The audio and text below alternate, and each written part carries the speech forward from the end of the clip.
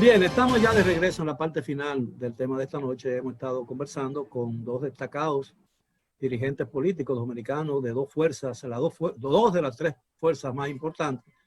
Los señores Eli Fernández, abogado, que es dirigente del Partido de la Liberación Dominicana, el principal de oposición, y el licenciado Juan Mejía, quien es un dirigente importantísimo también de la Fuerza del Pueblo que preside el expresidente Leonel Fernández. Hemos estado esperando el ingreso a la reunión de un dirigente importante y además periodista muy conocido en el país, Luis José Chávez, quien pertenece al Partido Revolucionario Moderno, porque la idea era tener las tres voces de los tres principales partidos políticos del país sobre un tema que es fundamental para la vida presente y futura e incluso para las relaciones internacionales de la nación dominicana. Es decir, la construcción de un muro o una valla en parte de la frontera, no en toda la frontera, como anunciara en su discurso de rendición de cuentas, la primera que hace como jefe del Estado el presidente Luis Abinader el pasado 27 de febrero, con motivo del 177 aniversario de la Constitución, de la Fundación de la República, como lo establece la Constitución Nacional. Evidentemente, la construcción de ese muro va a ser objeto de mucha controversia, ¿no? Y el gobierno en algún momento va a tener que dar más detalles que no dio por razones conocidas y por razones atendibles en su discurso de rendición de cuentas, ¿no? Porque, y creo que deberían mostrarse los planos y todas las cosas de referencia. Y si se hace una convocatoria para una licitación internacional, evidentemente los temas de referencia indicarían o le darían al país una idea más cabal de lo que sería la verja o el muro que el gobierno del presidente Abinader se propone construir en una gran parte del territorio o de la línea fronteriza entre Haití y la República Dominicana, que abarca una longitud de alrededor de 348 kilómetros, más o menos. ¿Cuál sería la mayor dificultad que enfrentaría el país en la construcción, en el proceso de construcción de este muro? Mira, hay dos puntos que quisiera tratarte. Lo primero es que yo creo, en mi opinión personal, es que no debe en esa licitación hacer las especificaciones exactas del muro, sino recibir ofertas de alternativas en esa licitación. O sea, los términos de referencia son muy importantes estudiarlos, porque hay alternativas que pueden ser más baratas que otras que pueden ser con materiales de República Dominicana, otras que no, etcétera. Eso por un lado. Por otro lado, Elic dijo un punto importante sobre el pasivo ambiental de ese muro. Realmente yo pienso que el pasivo ambiental es no tener el muro, porque ¿cuánto carbón sale de República Dominicana hacia Haití?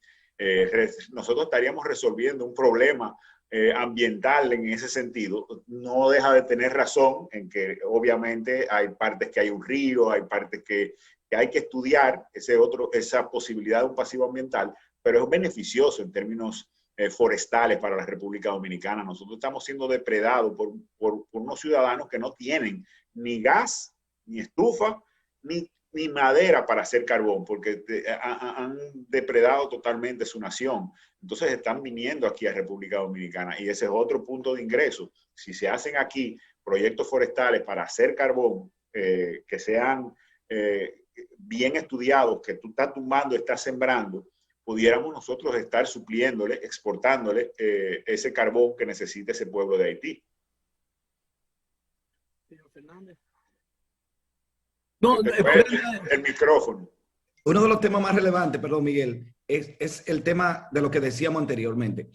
Hay que estudiar las alternativas porque el presidente hablaba el 27 de febrero de un muro. Luego más adelante se emitió una nota de prensa que sería como una especie de valla. Entonces hay que estudiar, como dice Juan Mejía y han dicho otros técnicos, estudiar qué es lo que más conviene y si va a ser los 370 y tantos kilómetros de valla o será solamente alternado en los puntos de mayor tráfico y en otros lugares se utilizarían otros métodos para monitorear, como ha dicho el ministro de la Fuerza Armada, ya sea a través de drones o de unidades especiales del Ejército. El presupuesto, ¿cuánto va a costar? ¿Quiénes lo van a hacer? ¿Se va a hacer con financiamiento internacional? ¿Se va a hacer con fondos del Estado? Y reitero, para mí, que vengo de la frontera, yo vengo de Villa Los Almácigos, Santiago Rodríguez, conozco muy bien la frontera. Entonces, el impacto ambiental de tú construir un muro donde no existe nada, donde hay árboles, porque los que conocemos la frontera, sabemos que no existe la frontera. La frontera es una ficción que nosotros nos hemos creado mentalmente para separarnos de un pueblo, pero no existe frontera más que en los puestos fronterizos militares que existen en Dajabón, en Montecristi, en Pedernales, en El Espiña. Luego es una frontera que cuando estamos recorriendo Juan Mejía, Miguel Guerrero, Teleauditorio, cuando vamos recorriendo la carretera internacional, llega un momento en que estamos dentro de Haití o que estamos dentro de la República Dominicana. Por lo tanto, importante, la licitación internacional, el estudio de impacto ambiental y que el gobierno del presidente Luis Abinader sepa bien claro en qué momento lo va a hacer, porque en este momento, yo reitero, como decía al inicio del programa, la prioridad del pueblo dominicano es vacunarse y reactivar la economía. Como bien decía Juan Mejía, en 1929, con el crack, el famoso crack, la caída económica de Estados Unidos, la reactivación económica, pero también hay muchas obras que fueron dejadas en un 50%, un 70% del gobierno anterior, que también se pudiera reactivar la economía, terminando esas obras, grandes construcciones de hospitales, de escuelas, entre otras cosas. Y el muro no sería una idea descabellada que también vendría a inyectarle un poco de dinamismo a la economía. Pero tiene que hacerse con transparencia y claro, y tratar de unificar. Miguel, el principal escollo que va a tener son ciertos sectores que se van a oponer a la construcción de ese muro. Por lo tanto, es bueno conciliar con los líderes nacionales la posibilidad de hacer y la alternativa que se va a buscar. Una licitación internacional podría, o la transparencia estaría garantizada si primero se hiciera una licitación para el diseño de ese muro. Y una vez conocido el diseño, eso podría ser el punto de referencia para una licitación internacional para la construcción del muro. Si se hace una sola licitación para ambas partes, eso se podría prestar a muchos cuestionamientos que pondrían, incluso afectarían la propia obra. De manera pues que yo creo que eso es lo usual en esos casos, a menos que ustedes con su experiencia política puedan señalar otro punto de vista. A mí me parece que esa sería la forma más transparente de realizar un muro, ¿no? O una valla. Sin duda es así. Lo primero es hacer una licitación del diseño, o sea, muéstrenme diseño.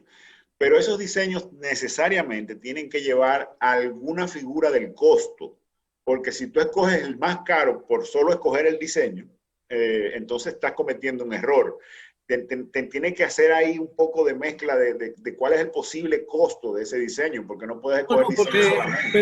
Pero en el diseño posiblemente se escogerá lo que responda más a las necesidades que requiere la construcción del mismo muro. Luego, la licitación para la construcción se llevará a cabo y se decidirá con relación a me conviene este costo, no me conviene este costo. Y lo importante es que sea un muro bien construido, si se va a construir. Si tú escoges un muro de una forma y después cuando hace la licitación de los precios te das cuenta que en vez de los 200 que ellos habían pensado gastar o de los 100 que habían pensado gastar, está en 500, entonces ese diseño quizás no es el más viable para nuestra economía. Pero recuérdate que en una licitación de ese tipo se hace por puntuación. Es decir, el costo. Pero hay que hacer la mezcla. Claro. Porque tú tienes que tener precio y diseño y viabilidad y seguridad. O sea, tú tienes que hacer esa mezcla completa. Pero sí, tú tienes razón. Eso se presta un poco a un manejo definitivo. Ahora, ¿qué otras necesidades hay en la frontera? ¿Qué otras necesidades hay en la frontera previo o que deban ser realizarse o enfocarse o tratarse antes de la construcción de un muro? Porque no hacemos mucho construyendo una verja, una valla o un muro fronterizo si no resolvemos otros problemas que son los que están creando las dificultades, porque un muro solo, por sí solo, no resuelve el problema de la inmigración ilegal.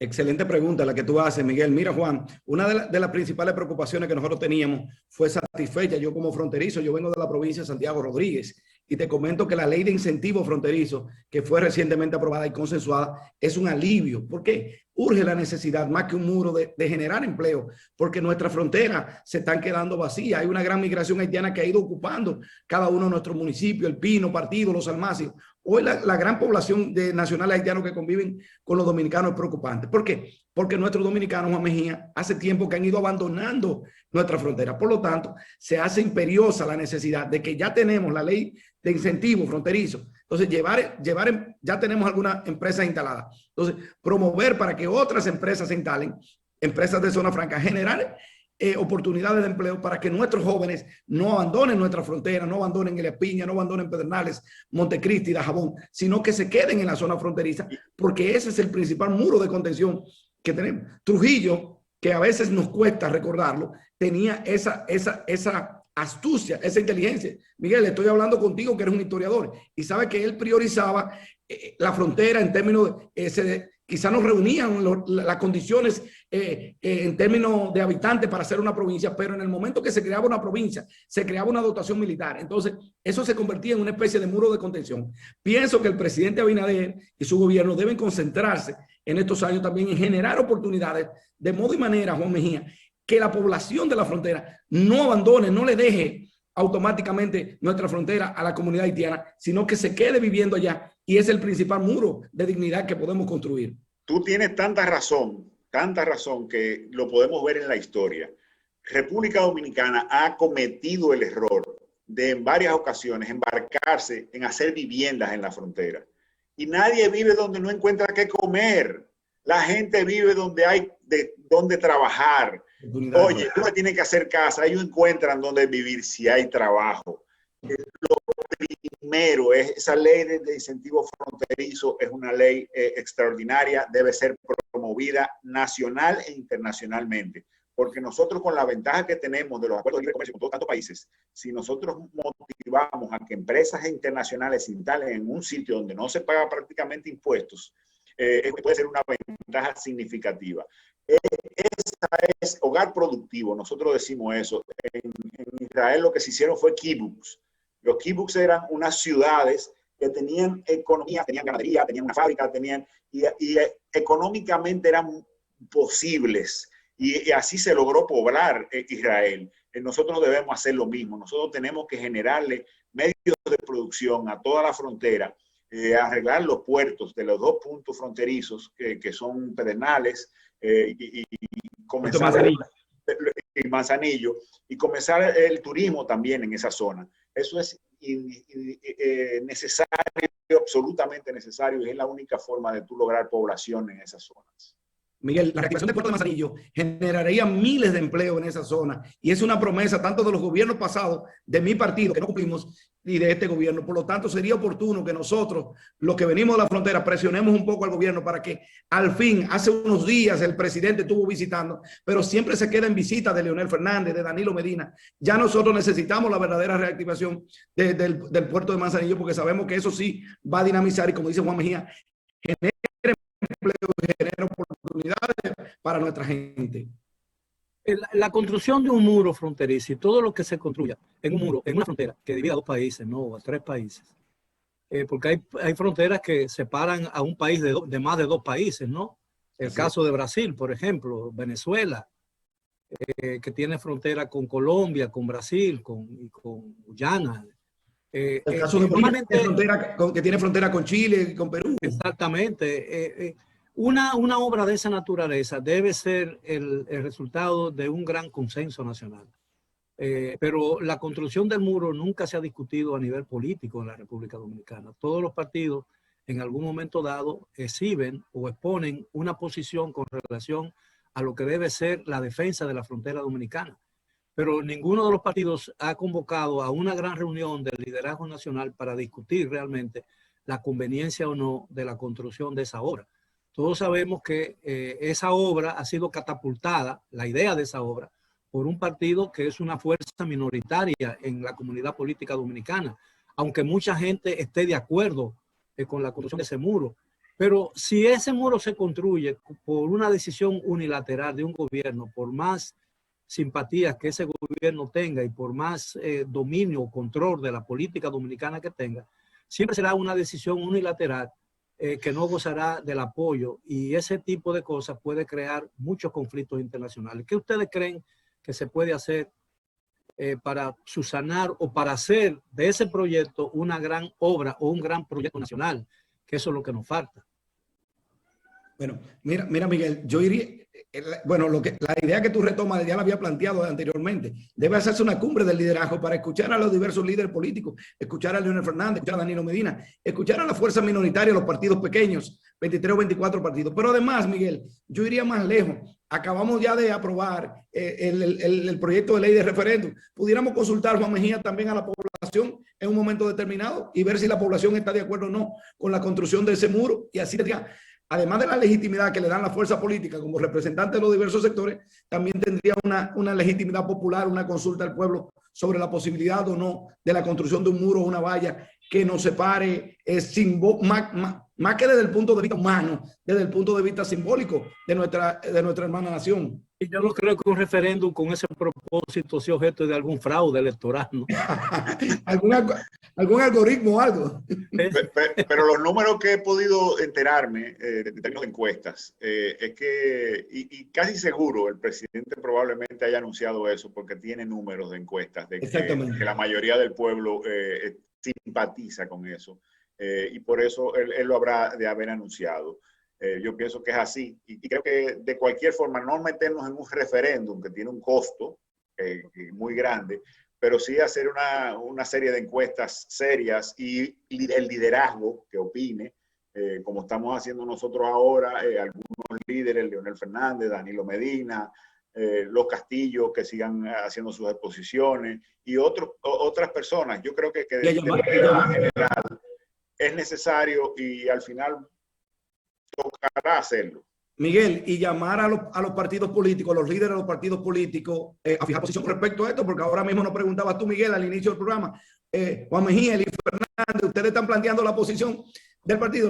Nosotros no, espérate, porque sería bueno entonces que los partidos políticos hagan un llamado al Partido de la Liberación Dominicana, que no es muy llamado a tomar decisión, que fije posición con respecto al muro, que fije posición contra el aborto, y así que lo haga en la Fuerza del Pueblo y lo hagan los otros partidos, porque entonces ya la población estaría más edificada sobre el proceso. Estoy 100% de acuerdo en ese sentido. O sea, la verdad, nosotros también estamos inmersos, tenemos una actividad este domingo, donde vamos a cerrar todo el proceso que nosotros hemos tenido de prácticamente constitución, formalización del nuevo partido Fuerza del Pueblo, la finalización del Congreso Juan Bosch, y eso lo tenemos este domingo, y quizá por eso hemos estado inmersos también en una serie de actividades que quizá por eso el partido no lo ha hecho, pero nosotros sí nos reunimos constantemente y tratamos de fijar posiciones en muchos aspectos. Hoy mismo hubo una rueda de prensa en la que hablábamos de las cancelaciones, que no se le están dando las prestaciones a la gente, que se han quitado del seguro de salud a muchos del sector privado. O sea, constantemente estamos tratando de tomar posiciones, y yo creo que de cara a los próximos días el presidente Fernández y la Fuerza del Pueblo tomará posición en ese sentido. Yo estoy de acuerdo en el mismo sentido que el presidente Danilo Medina, Charlie Mariotti. Estamos escogiendo los titulares de secretaría. Nosotros terminamos de manera exitosa nuestro congreso en el tema de las cancelaciones y el pago de las prestaciones laborales. En el caso mío, Miguel, yo soy el abogado que he llevado la mayor cantidad de casos. Inclusive, previo a este programa, estaba grabando un programa muy interesante sobre esto. Hemos estado reclamando a que cumplan con la ley 4108 y principalmente su artículo 63, que establece que después de 90 días hay que darle las prestaciones laborales. Los partidos políticos tienen que jugar un papel importante, un papel de orientador de la ciudadanía, y tanto en temas como este como el del muro deben fijar posición las fuerzas políticas. ¿Cuál es la zona, muy brevemente, nos quedan 2 minutos exactamente, cuáles son las zonas más vulnerables en lo que tiene que ver con la inmigración ilegal hacia esta parte de la isla, en la frontera dominico-haitiana? Muy brevemente, por favor. Bueno, en 30 segundos te digo, Miguel, que la zona más vulnerable es la zona de la línea noroeste, es la zona de la que yo vengo, porque es la zona que está más cercana a poblaciones muy grandes. Estamos hablando que en el caso de la zona norte de Haití, que hace el norte con nosotros, estamos hablando de Juana Méndez, Limonad, Gonaïves y Cabo Haitiano. Entonces, esa frontera no existe realmente. Es una ficción. Yo siempre me río y uso el término ficción porque no existe frontera, más que el puesto fronterizo que tenemos en Dajabón, donde hay una frontera, hay una aduana, luego no existe. Y aquí tenemos que parafrasear al querido Freddy Prestor del Castillo, colega tuyo, Miguel, que el masacre se pasa a pie. Se pasa a pie. Eso es así. Señor Mejía, para terminar. No, sin duda él tiene razón. Esas son las zonas más pobladas de Haití que coinciden con nosotros y es por donde hay más tráfico de personas. Pero en las otras zonas, quizás se mueve más madera, se mueve más esa devoración rústica de los árboles y ese tipo de cosas. Vehículos robados. Exactamente. Bueno, caballeros, el tiempo se nos terminó. Le estoy sumamente agradecido por esta magnífica oportunidad. Lamentamos que nuestro tercer invitado, el licenciado Luis José Chávez, un conocido periodista y dirigente importante del Partido Revolucionario Moderno, haya tenido dificultades técnicas para incorporarse en la plataforma en que hasta el momento estamos llevando a cabo este programa todas las noches. Así, a los amigos televidentes, les deseo primero un resto de la noche a nuestros distinguidos invitados. Y a los amigos televidentes, gracias nuevamente por su atención. Los esperamos como de costumbre mañana a la hora de siempre. Hasta entonces. Buenas noches.